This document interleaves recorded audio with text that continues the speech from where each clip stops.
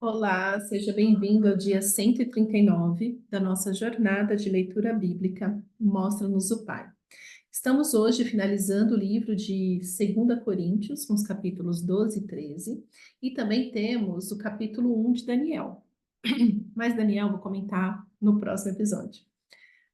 Para hoje, vamos no capítulo 12 de Coríntios, a partir do verso 1, que diz: É necessário que eu continue a gloriar-me com isso, ainda que eu não ganhe nada com isso. Ainda que eu não ganhe nada com isso, passarei as visões e revelações do Senhor. Conheço um homem em Cristo que há 14 anos foi arrebatado ao terceiro céu. Se foi no corpo ou fora do corpo, não sei. Deus o sabe. E sei que esse homem, se no corpo ou fora do corpo, não sei, mas Deus o sabe, foi arrebatado ao paraíso e ouviu coisas indizíveis, coisas que ao homem não é permitido falar. Nesse homem me gloriarei, mas não em mim mesmo, a não ser em minhas fraquezas. Mesmo que eu preferisse gloriar-me, não seria insensato, porque estaria falando a verdade. Evito fazer isso para que ninguém pense a meu respeito mais do que em mim vê ou de mim ouve, para impedir que eu me exaltasse por causa da grandeza dessas revelações, foi-me dado um espinho na carne, um mensageiro de Satanás para me atormentar. 3 vezes roguei ao Senhor que o tirasse de mim, mas ele me disse: Minha graça é suficiente a você, pois o meu poder se aperfeiçoa na fraqueza. Portanto, eu me gloriarei ainda mais alegremente em minhas fraquezas, para que o poder de Cristo repouse em mim. Por isso, por amor de Cristo, regozijo-me nas fraquezas, nos insultos, nas necessidades, nas perseguições, nas angústias, pois quando sou fraco é que sou forte. Complexo! Por que que eu aceitei mesmo? Ou por que que eu escolhi mesmo essa porção para falar? Vamos lá. A força de Cristo. E nós somos fortes porque dependemos dele.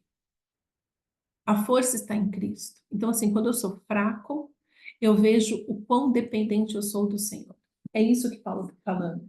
Então, ele fala assim de não vou me gloriar, tipo, ele fala dessa pessoa, né, que foi arrebatada ao terceiro céu. Gente, eu quero muito saber quantos céus tem, porque realmente, quando o Senhor faz terra, ele faz terra e céus. Céus está no plural. E agora Paulo fala que ele foi ao terceiro céu. Fala, Senhor, quantos céus tem? Meu Deus! Mas isso não é assunto para hoje, porque eu não entendo nada disso. Ainda não cheguei neste nível. Um dia eu vou chegar, aí eu conto para vocês. Mas Paulo está falando o seguinte: olha, eu não vou falar de mim dessa vez, eu vou falar de um outro, que ele teve uma experiência extraordinária com o Senhor. Se foi no corpo ou fora de corpo, ou seja, se ele foi pessoalmente ao terceiro céu, se foi o espírito dele que foi, eu não sei. E ali ele conta, né? Ele fala assim: tá, eu não vou falar de mim, eu vou falar de uma pessoa que teve uma experiência extraordinária com o Senhor. E ali, Paulo continua falando que eu não vou me gloriar pelas revelações que eu tenho.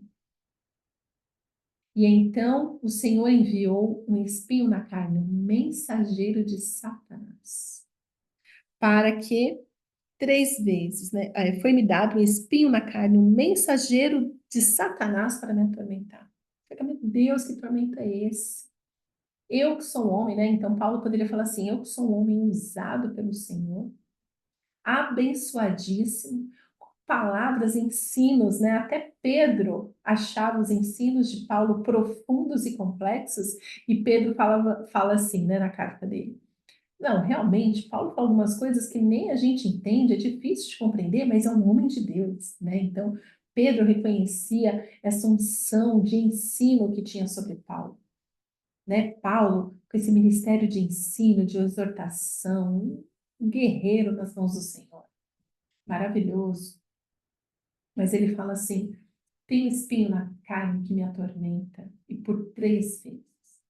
Então imagina um homem cheio de revelação, cheio do Espírito Santo, cheio de experiências extraordinárias com o Senhor, como ele devia guerrear com aquilo, falou assim, por que com isso, neste ponto, eu estou perdendo? E eu acho maravilhoso que a gente não sabe qual que é o espinho na carne de Paulo.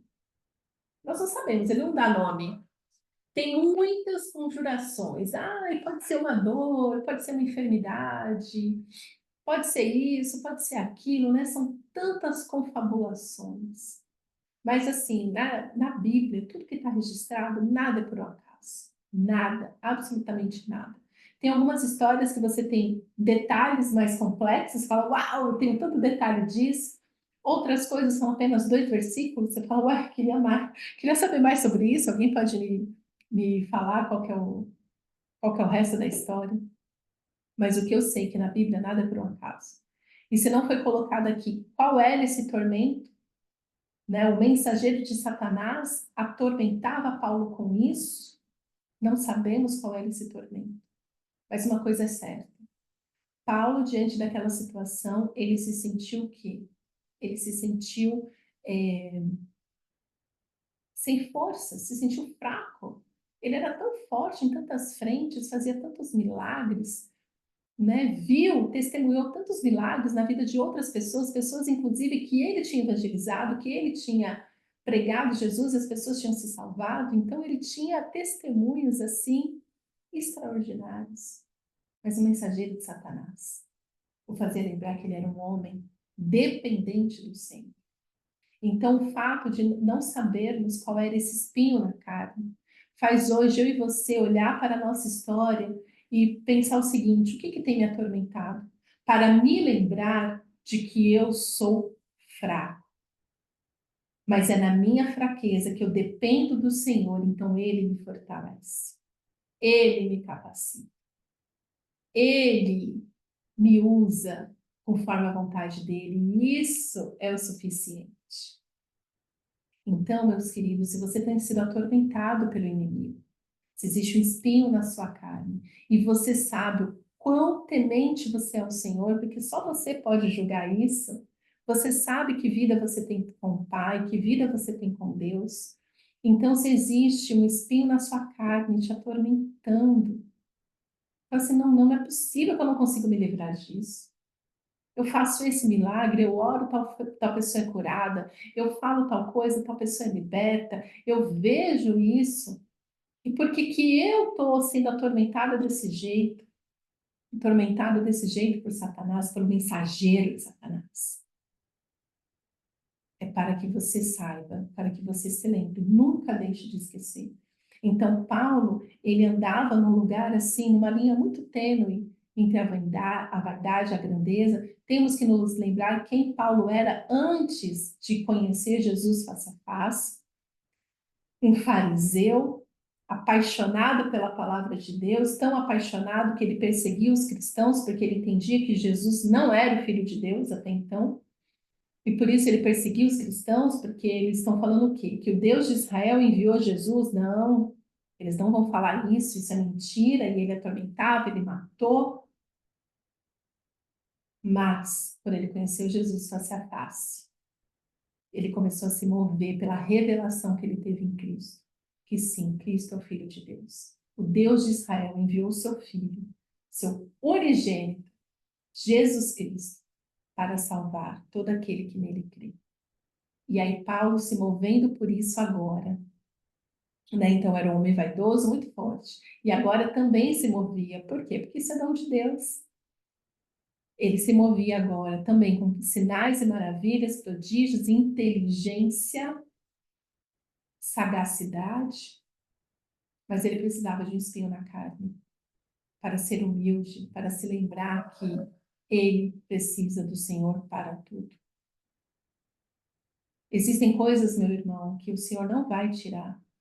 Vai continuar sendo um mensageiro de Satanás na sua vida e na minha vida, para que a gente se lembre em todo momento que dependemos dele para tudo. E isso não é uma desgraça, isso é bênção. Isso é bênção, meu irmão.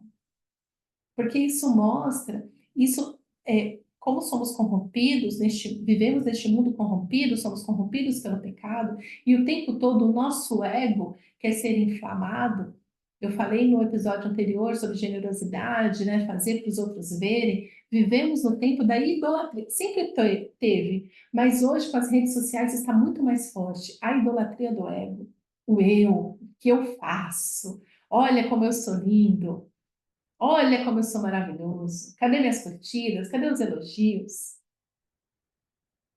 Mas, mas, se você tem buscado o Senhor, vai ter um mensageiro de Satanás, para que você se lembre que você é fraco. Porque, e essa fraqueza não é uma fraqueza de que você não tem o Espírito Santo, de que você não tem dons, de que você não tem talento. É uma fraqueza de que você pode a qualquer momento sucumbir ao seu ego. É uma fraqueza de que a qualquer momento a vaidade pode dominar o seu coração e ao invés de dar glórias a Deus, você começa a idolatrar, a glorificar o que Deus te deu. Entende? Então o ministério começa a ser maior do que Deus na sua vida, é a idolatria do ministério, é a idolatria do eu cuido das pessoas, essas pessoas são minhas, é a idolatria do eu dou melhor ensino, eu faço melhor isso. É uma linha muito tênue. E o que o Senhor permite, quando o Senhor fala, a minha graça te basta, a minha graça te basta, pois o meu poder se aperfeiçoa na fraqueza.